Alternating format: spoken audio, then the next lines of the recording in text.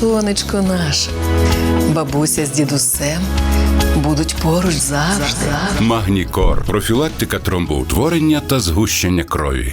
Товсті квадратні ракети дедалі ближче. Німецький парламент ухвалив резолюцію про надання Україні далекобійної зброї. Щоправда, у тексті документа напряму не вказано, що ЗСУ потрібно посилити саме довгоочікуваними «Таурус» – німецькими крилатими ракетами. Пропозиція, яку підтримала більшість Бундестагу, має розмиті формулювання. Йдеться, що Україна має отримати зброю, яка зможе цілити тилові склади БК, логістичні артерії та віддалені командні пункти росіян. Водночас німецькі законотворці не підтримали резолюцію опозиційних сил, в якій чітко закликали до передання «Таурус». Остаточну крапку має поставити канцлер Німеччини. У цій ситуації я хотів би дізнатися від канцлера Шольца, в чому зараз полягає велика проблема з поставкою ракет «Таурус». Ніхто не знає. Ніхто. Niemand weiß es. Wir brauchen uns im internationalen Vergleich. Немає причин соромитися, коли оцінюють нашу діяльність на міжнародному рівні. Це трагічно, що ми вже кілька місяців боремося за те, чи задовольнити прохання України надіслати ракети «Таурус» на додачу до інших систем озброєння, які ми вже поставили. Москва не просто продовжить стирати Україну з мапи усіма можливими засобами. Путін і російський режим і надалі намагатимуться розділити і дестабілізувати наше вільне суспільство за допомогою кібератак, цілеспрямованих дезінформаційних кампаній і пропаганди в соціальних мережах. А поки Москва намагається дестабілізувати інформаційний простір черговим алкогольним делірієм Медведєва, екс-президент-озамінник трохи відійшов від останніх ядерних погроз усьому світу і тепер знову мріє про наступ на Київ та Одесу. Где остановиться? Не знаю. Будет ли это Киев? Да, наверное. Это должен быть и Киев.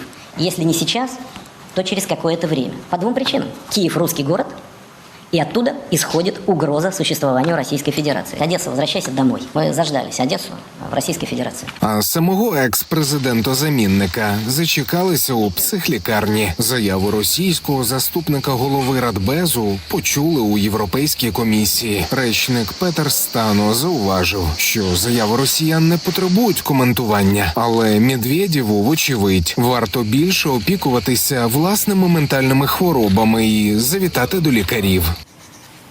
Но это все печально. Попри провал плану «Київ за 2-3 дні», Кремль і надалі грається у символізм. Перемоги потрібні піддати. Речник Таврійського угруповання військ ЗСУ зауважив, що після захоплення Авдіївки ворог прагне нових успіхів. І тепер орієнтується на 23 і 24 лютого – День окупаційної армії та День повномасштабного вторгнення в Україну. Росіяни перегрупувалися біля Авдіївки і дістали нові сили для подальшого руху. Наші воїни теж мають підкріплення. Відбивають атаки біля Степового, Ласточкиного, Сєвєрного, Первомайського та Нєвільського. Подальший наступ ворога на захід від Авдіївки бачать і українські оператори дронів 47-ї механізованої бригади. На цьому, що взяли Авдіївку, це не закінчилось на цьому. Вони далі штурмують. Далі за Авдіївкою наступні села і... Соответственно, що там ще у нас? Мирноград, як великі міста, і Покровськ. Тому да. Дуже багато людей, дуже багато обстрілів. Каби так як були, так і продовжуються. Да, трішки менше, але кабів достатньо. Так що так. Значить, потише стало, але все одно вони продовжують, як бачимо, Ласточкину намагаються взяти туди, в ту сторону. Йдуть. Потрохи, я думаю, зараз трошки перерив собі зроблять, накопичать більше сили і знову продовжать атакувати наші позиції. Вони зараз там в нори позалазять свої. Взагалі в розвалочку лязуть. Трошки підзаряжені, але один щось таке, курточку набік, походу 300-й. Що далі? Ну, я не знаю, що далі. Я живу одним днем. Намагаюсь так. Я не знаю, що буде далі, тому спрацюємо і все. Це наша якби обов'язок наш працювати. Все. Ну, саме в першу чергу це ми чекаємо заміну. хоч якийсь відсоток, щоб замінили, а не просто поповнення. Не поповнення людьми, але помітне підсилення ЗСУ. В останні дні січня у США підтвердили передання Україні найбільш новітньої розробки керованих крилатих бомб GLSDB. Їх запускають із землі з установок «Хаймарс». Бомба летить і маневрує на дистанцію 150 кілометрів. У середині лютого з'явилися і перші відео з ураженням ворожих складів. Імовірно, саме GLSDB. Але новий відеозапис від 140-го розвідбатальйону українських морпіхів тепер напевно засвідчив використання крилатих бомб. Далекобійний удар біля селища Чорнянка, що на лівобережній частині Херсонщини. Точковий приліт 100 кілограмів вибухової частини і набагато більше вибухових вражень для російських операторів дронів «Зала».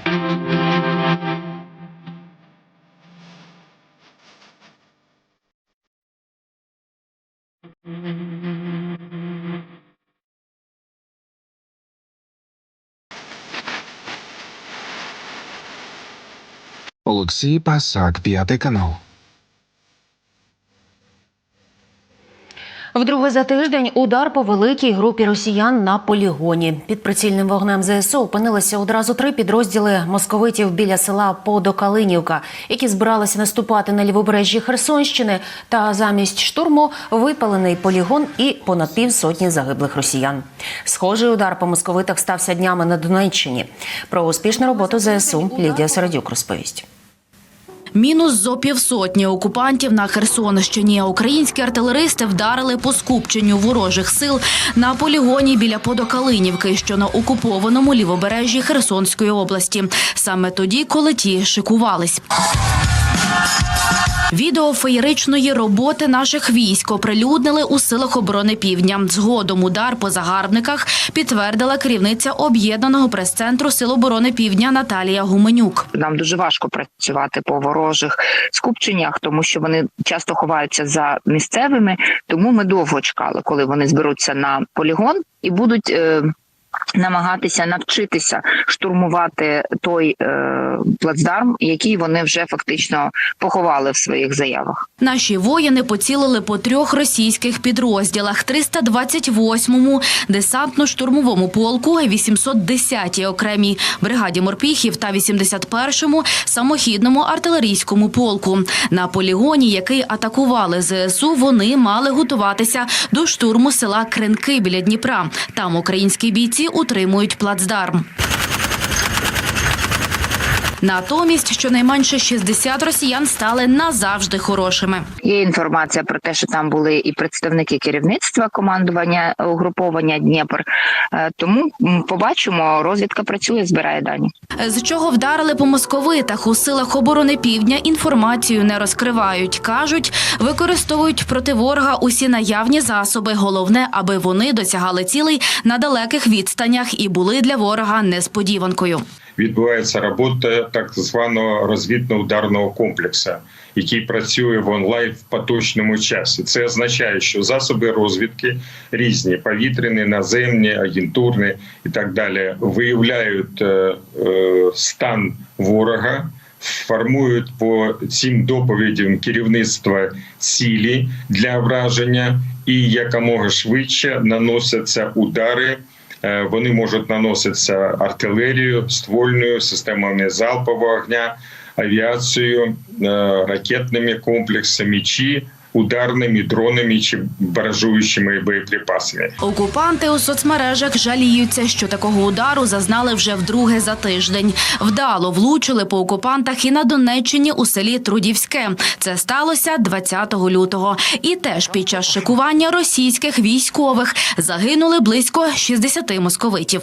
Всю роту розхуяли, походу 4-я, так вона і 6-я, там в рот, там народу. Прикинь, где мы стояли, короче. Вон, в натуре, где мы стояли. Вон дымит где. 65 человек, это потери были только на утро. К вечеру цифра уже была другая. Факт в том, что просто огромное количество парней погибло из-за того, что какой-то уебок решил устроить построение и еще в итоге на него не приехал. Лідія Середюк, 5 канал. 84 зіткнення відбулося на фронті протягом доби. Про це повідомляють у Генеральному штабі. Найзапекліші бої тривають на Мар'їнському напрямку. Москолота 30 разів намагалася прорвати оборону наших військ біля Новомихайлівки та Побєди на Донеччині. Збройні сили придушили 14 атак супротивника на Лиманському напрямку. Росіяни намагалися поліпшити тактичні позиції на Бахмутському напрямку, де сили оборони відбили 8 атак. На Авдіївському відтинку фронту окупанти штурмували 7 разів. Всі атаки були відбиті. Також Москолота намагалася просунутися неподалік Вербового та Роботиного Запорізької області. Успіху не мала. Водночас українська авіація вдарила по 6 місцях зосередження ворожих військ та знищила 3 зенітні комплекси противника. Ракетні війська послабили повітряну оборону росіян. Ворог втратив 2 засоби ППО та станцію управління безпілотниками.